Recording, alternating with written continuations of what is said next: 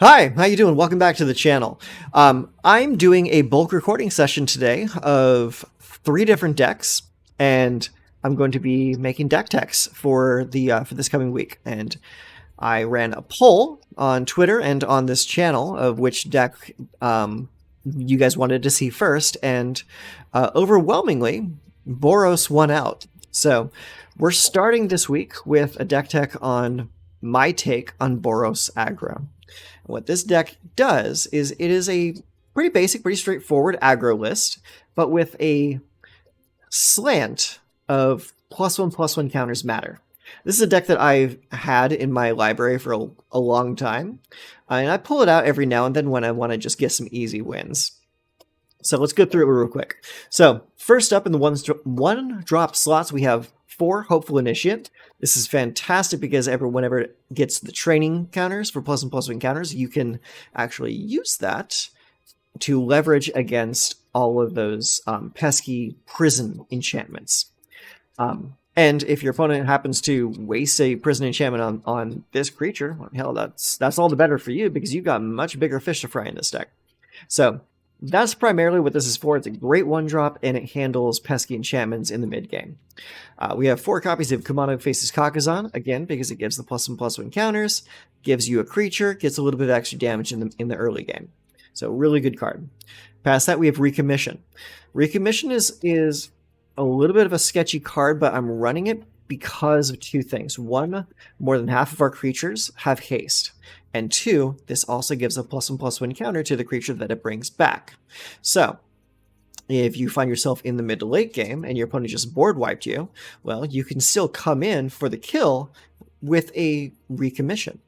Bring a creature like, say, Sunrise Cavalier back, or Thundering Raiju back. Or actually, no, never mind. You can't bring that back. So like Reckless Stormseeker back, or Feldon. It's like you grab any of your haste creatures, put it back on the table, and keep on beating in with a +1/+1 counter on it.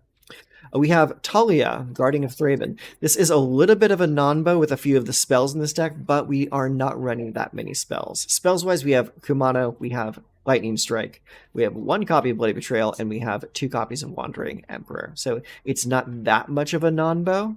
It's more likely to screw over our opponent than to screw over us. So we are running 4 copies of Talia, Guardian of Thraben. Next up, we have a few copies of Feldon, because 1, it's another haste creature. On 2, it keeps beating in, and if your opponent happens to block it, deal some damage to it to get it off the table, well, then you get a little bit of impulse draw off of that, so I'm into it. Next up, we have 3 copies of Lightning Strike, in case you need to get a little extra damage in at the end game. 3 copies of Adeline, because she's just that damn good. Again, 1 copy of Bloody Betrayal. We talked about this earlier. The 1 copy in here is mostly just as like a surprise trump card. Like if your opponent happens to drop a big beefy creature that you can't really deal with in any other way, well, steal it. Beat them over the face with it. It's good. I've tried convincing people on this card many times before in the past, and some people are into it. Other people not so much, but I personally really love this card. It's kind of a pet card of mine, and it wins me more games than not, I'll be honest with you. Reckless Stormseeker, we got 3 copies of those because it's good. It gives other creatures haste or itself haste, keeps the damage flowing. Then we have Sunrise Cavalier, again with the +1/+1 counters. Whenever night turns to day or day turns to night, you get to put a +1/+1 counter on target creature you control, not just the Cavalier. You can put it on other creatures if you want to. Then we have 2 copies of the Wandering Emperor because it's really good removal. It can make you more threats to keep beating face in, and very importantly, it gives another +1/+1 counter and can give first strike to a creature. Very, very good tech card in this list.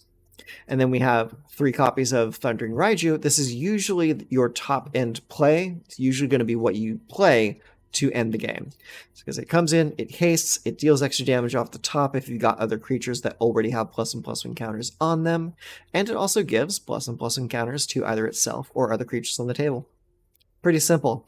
I kind of figure it's a really good addition. Great top end for this list. And lands, we got a couple copies of Igonjo, we got the plains, we got the mountains, and we have 4 Battlefield Forge and 4 Sundown Pass. So, like I said before, really simple, Really straightforward.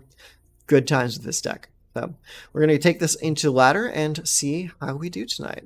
So let's get going. This is a bit older of a deck for me. I think I originally built this deck close to 6 months ago, and I just can't bring myself to eliminate it from my collection. It's just such a fun deck. Okay, so we have a Hopeful Initiate, 2 Talia, and a Stormseeker. We don't have the red to cast the Stormseeker, but we might draw into it by turn 3, so let's find out. We're going to start with the Plains into the Hopeful. Karate Death Dog. That is a great name. That's a great name. Okay, he's also playing Plains into a Lunarch Veteran. Okay, so we got some kind of life gain system going on here. Let's go into Talia. Attack for 1. He will not block. He'll take the 1. Yeah, that's what I thought. Kind of looked like he was thinking about it for a moment there. It would not be smart to take that 1 immediately. Alright, 2 mana. Another Lunarch. Okay, he's going to gain that life back. Very smart. Now, let's really hope we get a red. We did get the red. Hell yeah. Alright, bring it in. Alright, give that the bonus, and we will attack with all. Hopeful Initiate gets the training counter. And we just beat face. Yep. No blocks, as expected. So, we got the Eiganjo for potential removal. We got a Lightning Strike if we need to go over the top. And it looks like you're playing blue now. Let's see what you can play out of blue, if anything. Okay, so we got an Ossification. What's it going to take? Took the Hopeful Initiate. I'm okay with that. Alright. You have the +1 there. All attack.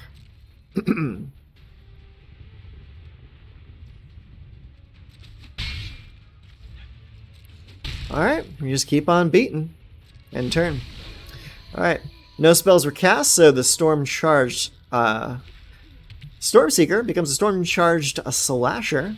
So now it's going to be giving +2. Flying Lifelink protection from vampires. Sounds great to me. Alright, pass. You got anything else for this turn? Doesn't have lifelink, does it? No, it does not. Okay. Pass, pass. I'll be more than happy for you to do that, because I'm going to blast this. Now it's my turn. Give +2. All attack.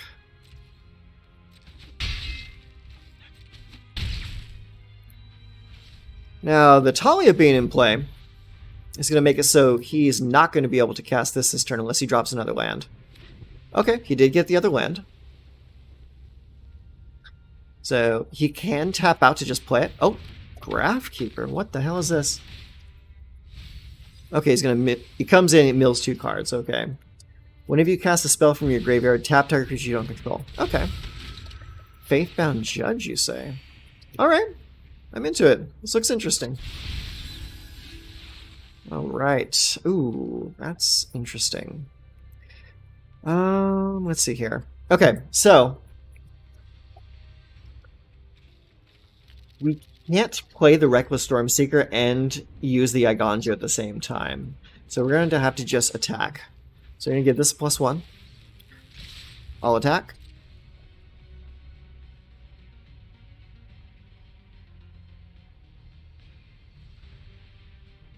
We're going to assume that he's going to use the Faithbound Judge to block the Stormseeker. Okay.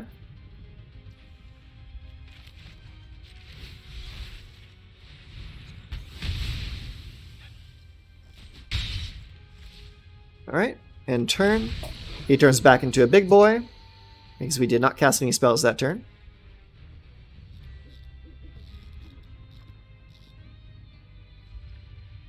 Okay. He's got enough mana to cast the Catilda on the backside. But the Catilda's not going to be doing them a whole lot of good this turn, because they only have one other enchantment in play. So they might want to be playing something else from their hand this turn.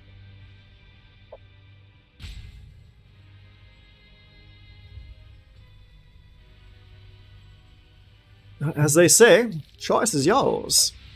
Devoted Grapkeeper, okay. I'm just going to mill 2 cards, gain 2 life. Do you have anything else you can play this turn?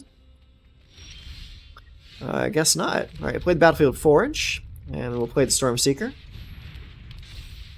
Next, go to attacks. We give that one a buff, and that one a buff. And we will swing in.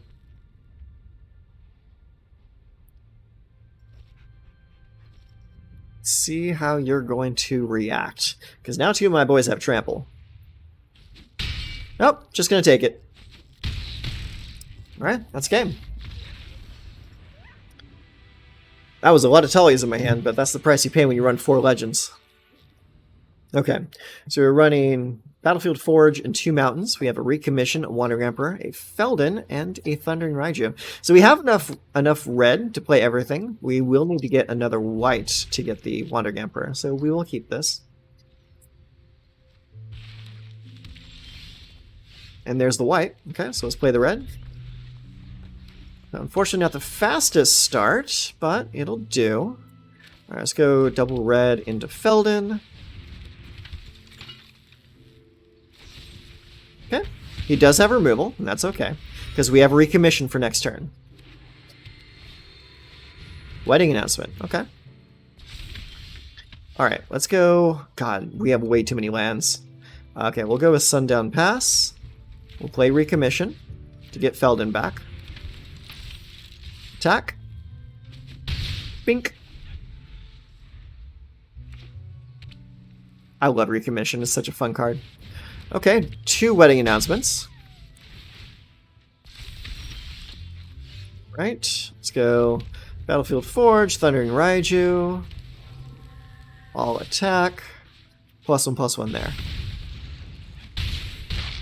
Bam, bam. Alright, so he needs to play a mass removal right now. Probably has Sundown. Or Sunfall. Sunfall is definitely the one I would play in this moment. Ancient Imperiosaur, you say? Okay, it's Convoke, Trample, Ward. Enters the battlefield with 2 +1/+1 counters on it for each creature that convoked it. That is honestly impressive. I cannot fault you for that. Let's see. Alright, let's play Adeline. Next, all attack. +1/+1 here.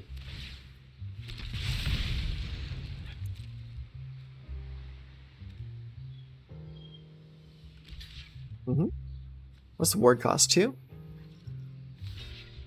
Okay, you block there.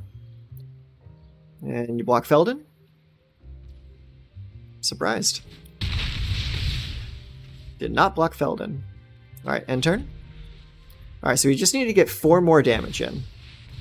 Oh. Oh, that's not good. That's not good at all. That's game. Moving on. Next match. If you were to ask me of all the matches I thought I would see today, Jetmir is definitely not it. Okay, so we got 3 lands: Feldon, Lightning Strike, Sunrise Cavalier, Thundering Raiju. Looks good to me. If we happen to draw a 1-drop, that'd be... Oh, actually we're going first, so we won't be drawing a 1-drop. So we'll just go Plains and a Mountain.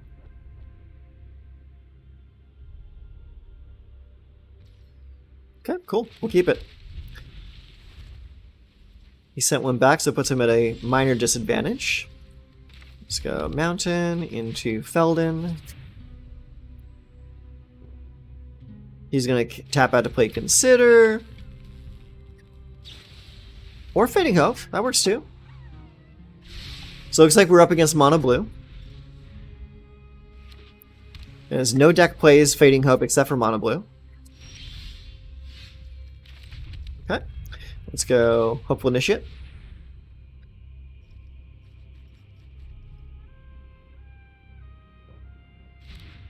Okay. Then we will play Feldon.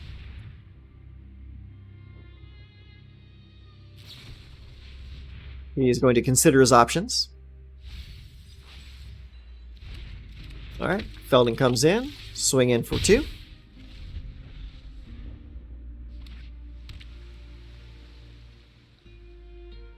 Is he going to tap out for a Haughty Djinn? He is. I'm honestly surprised. Okay. Let's go Mountain. Okay, so we can... If we play Thundering Raiju, we just swing in. Or we could swing in and hope to juke him out with the Lightning Bolt.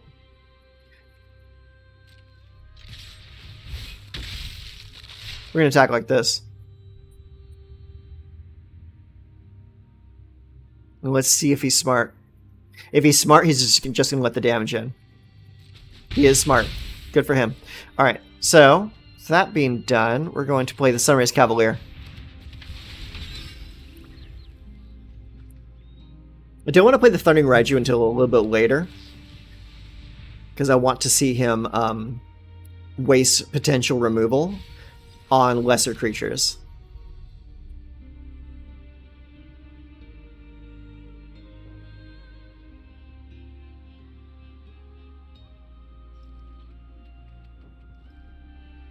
So he could attack this turn, or he could just hold up mana.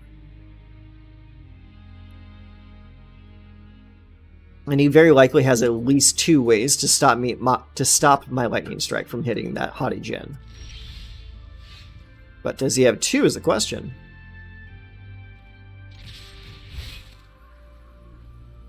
Right, boys are getting bigger.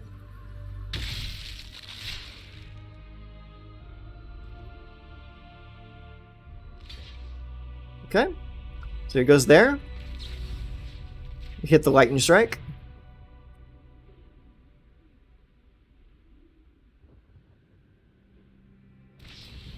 Okay, so he's going to try to Fading Hope it. Another Lightning Strike will not do anything there, so we're going to send that other Lightning Strike to his face.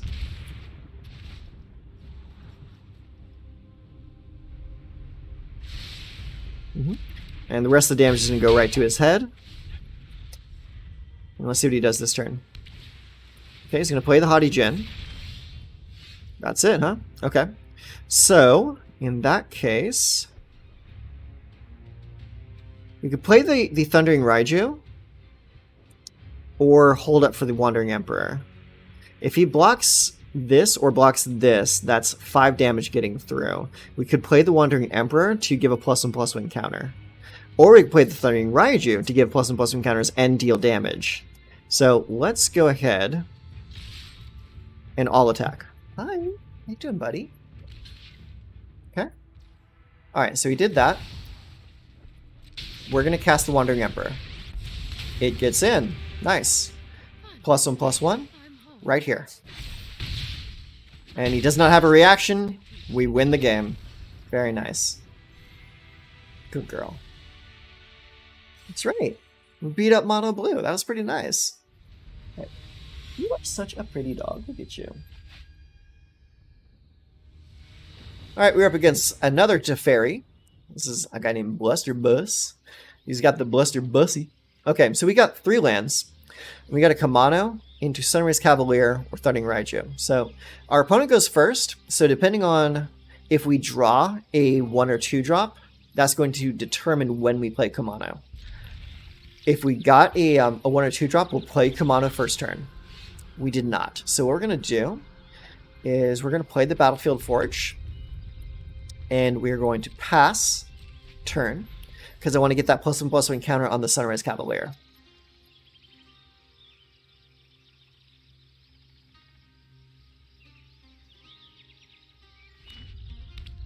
Okay, so we're playing against a Grixis list that is wasting their Hungry for More.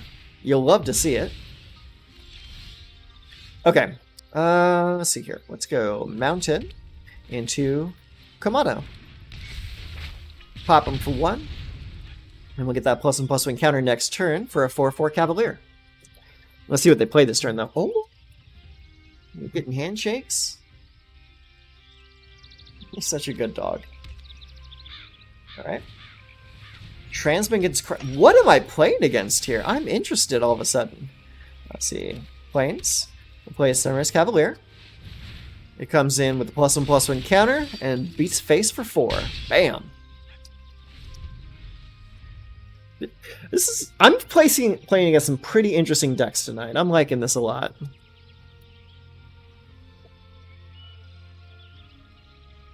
Like anytime I can get some game against some non-meta nonsense, I'm into it. Okay, we're up to 4 mana. We've got all of our Grixis colors, and not a single basic land in sight. Okay, he's going to equip the crown, hit for 5, and draw a card. I'd do the same thing. That's synergy, baby.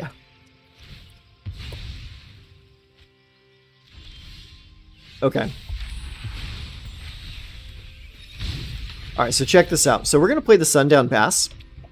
And we're going to play a Reckless Stormseeker.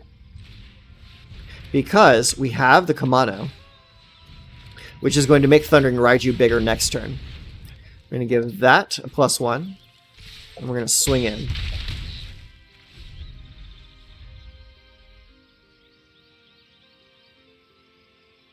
So we could have played the Thundering Raiju that turn, but I want to get that immediate +1/+1 counter on the Raiju next turn. So let's see what they do. I'm interested to see what kind of potential board wipes they might have. They're probably playing Burn Down the House. I mean, it's definitely the one I would be choosing. Furnace Rains? What does that mean do? Whenever this creature is combination to a player or battle, create a trash token. Oh, okay. Alright. You're hitting hard, I like it.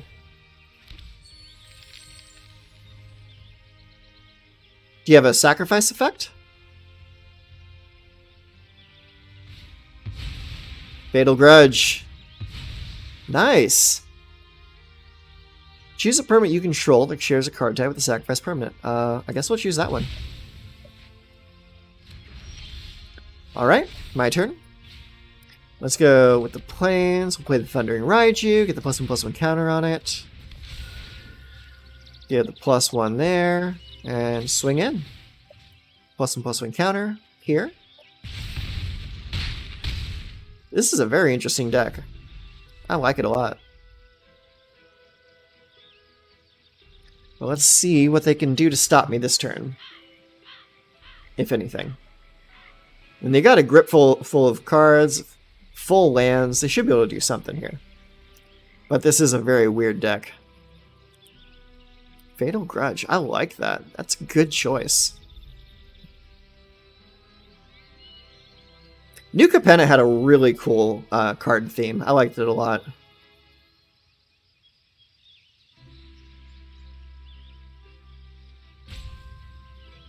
Uh-oh. He's roping.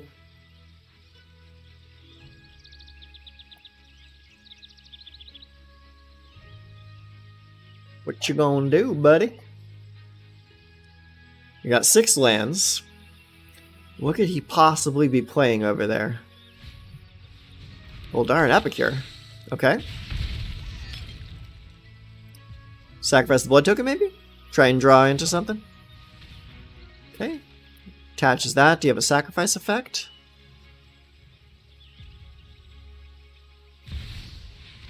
Bobby Nix? Should have seen that coming. I love me some Ob Nixilis.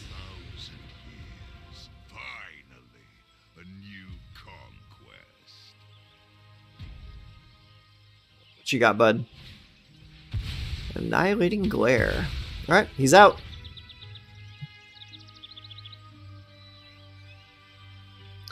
Alright, so I do still have the Kumano token coming in next turn. Alright, he makes a dude. Does not have enough mana to equip it.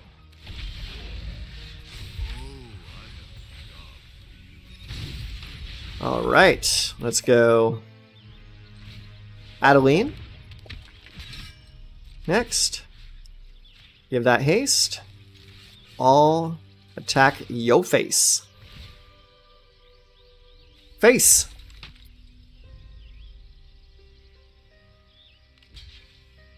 See where he decides to send the damage.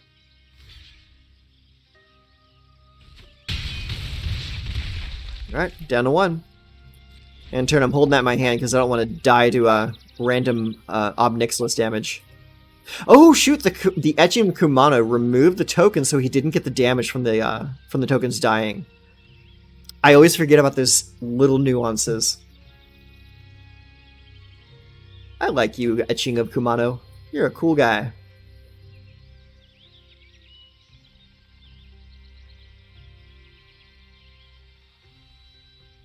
Alright, here's your last turn. If you have a board wipe, now would be the time to play it.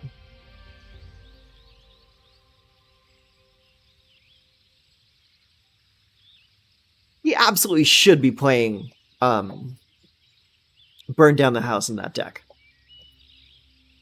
It would fit in perfectly with the Transmigrant's Crown. Because like he's playing like all these little devil boys. Okay. It's on attack. Oh, it does have haste, okay. Let's see here.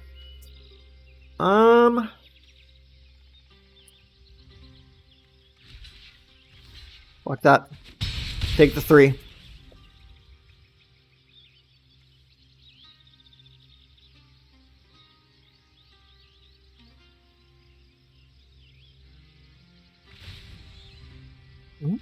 I will discard that card.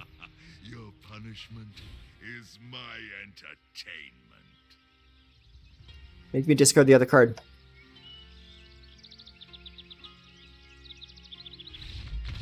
That's what I thought. Unless he had like a form of direct damage in his hand, he was not going to get there. Alright. Battlefield Fortune Plains.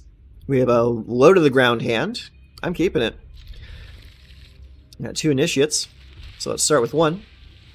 Play the Talia on turn 2, and hopefully Sunrise Cavalier on 3.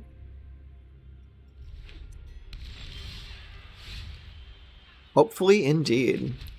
Alright, Talia. Swing in.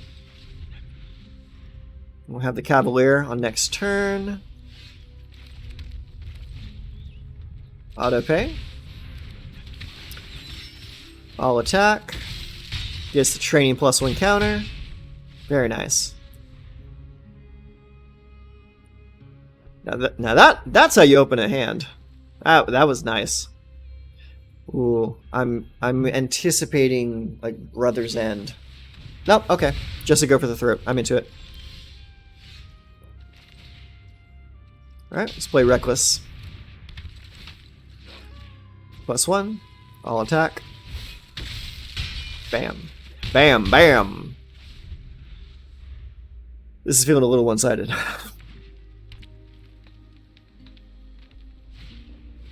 There's Brotherhood's End.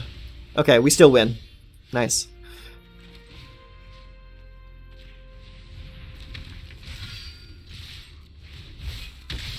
Bam, bam! I did not even need to play that recommission, I just wanted to for the flair. Okay, so we got 3 lands. We got a Hopeful Initiate, a Talia, and a Sunrise Cavalier. Looks good to me. Keep 7. Okay, Recruitment Officer. So, let's see here. Let's start with the Kumano, actually.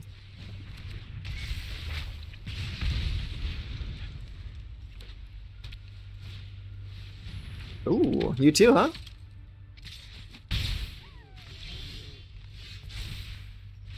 Okay, let's go with the Plains.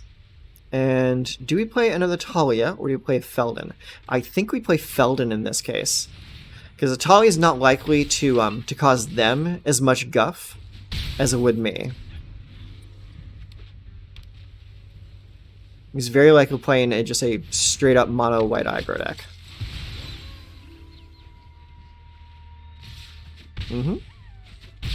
Yep, yep, yep.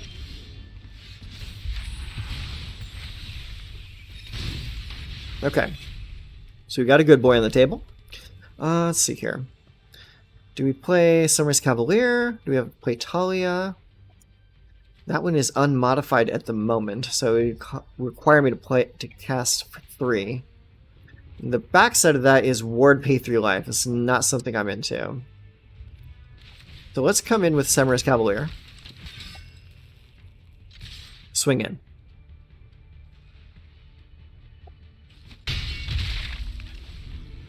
Bing bong. Alright, what do you got? This is going to be one of those down to the wire games. Definitely. Definitely a down to the wire game.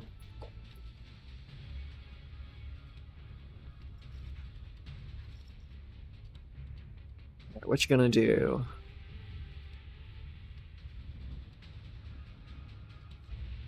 What you gonna do? You're down to 1 card in hand.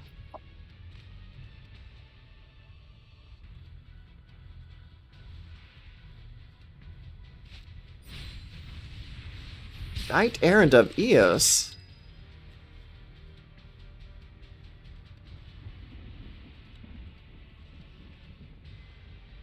Interesting. I was not expecting to see that today. Ow. Ow. Okay, so let's see here. I think we might be losing this one.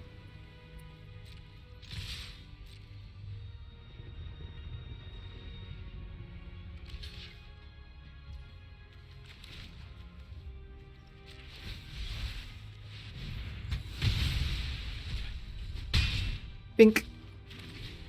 Let's play hopeful.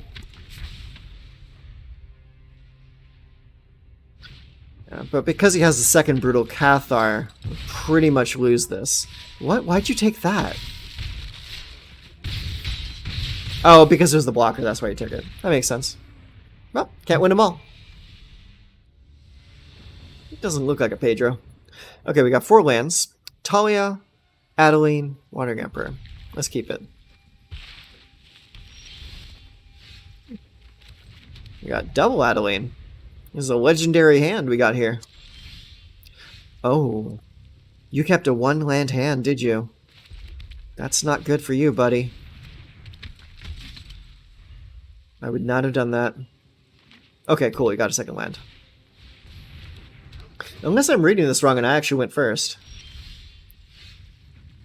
Battlefield Forge. Autoplay. Swing for the fences. Alright. So we got almost Emperor mana next turn. Yeah, you're not going to attack. Do you have a 2nd land to play? Oh no. He's dropping out. And dropping out quick too.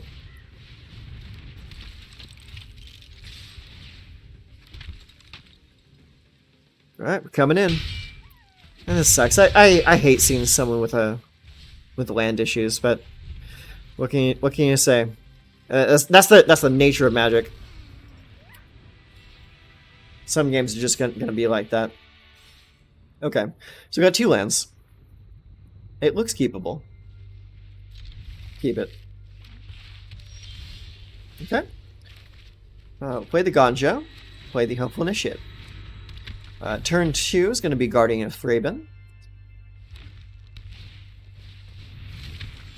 Ooh. Alright, let's go Battlefield Forge into Talia.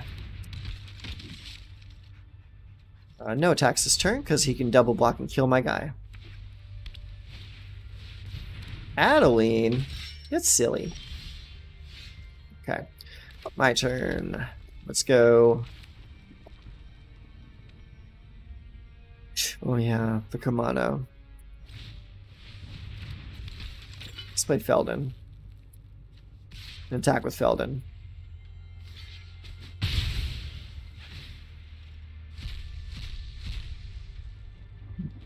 Let's dig up the Lightning Strike.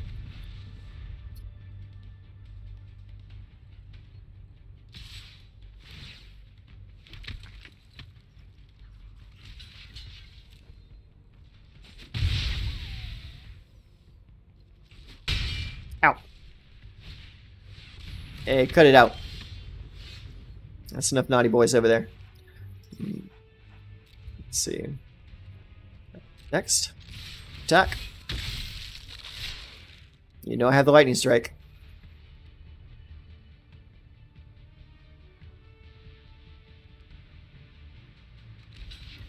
Did you really? Unless you have another Adeling in hand, that was a very silly block. I'm going to assume they have another Adeling in hand.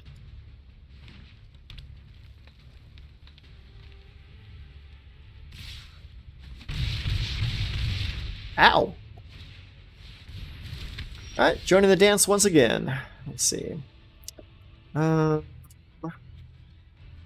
Shoot. Yeah, let's recommission Felden.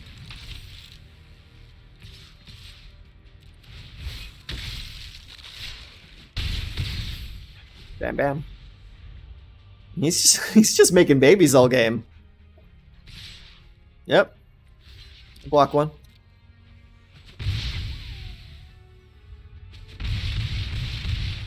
Take 5. That fucking hurts.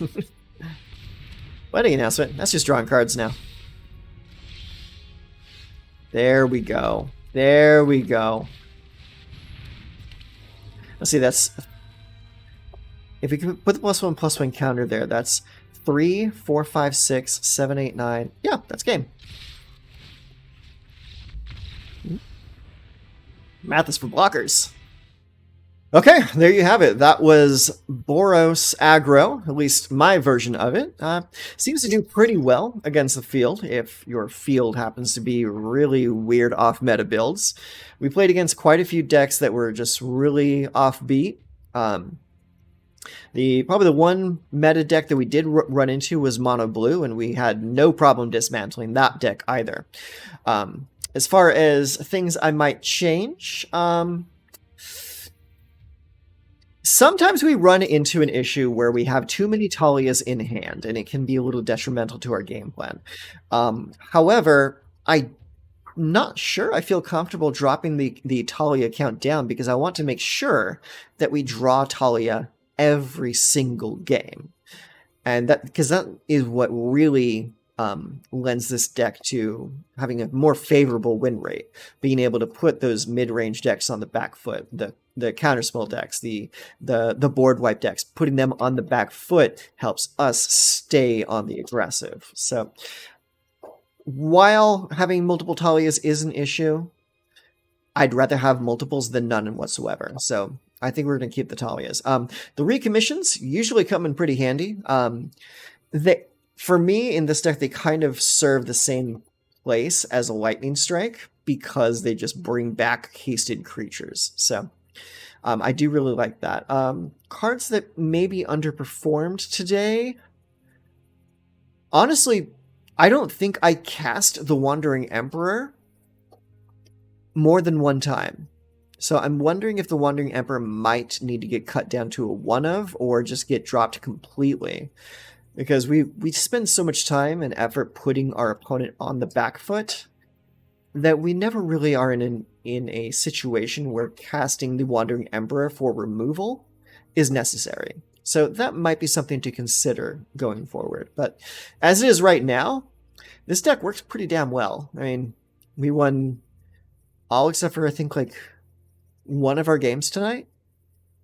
Yeah, I think we lost a total of like 1 game tonight out of like a total of like 5 or 6 played. I'm not really counting the deck that got mana screwed at 2 mana. That was kind of like a non-game. But aside from that, I think we did pretty well today. So if this is a deck that that you might be interested in playing for yourself, it's pretty budget. Not a whole lot of rares in it. Not a whole lot of mythics in it. It's pretty safe build right now. I'll go ahead and put a link to the deck list in the description box below. So if you are interested in playing this deck, you can as well. It's one of my personal favorites. I like it a lot. So until next time, take care of yourself.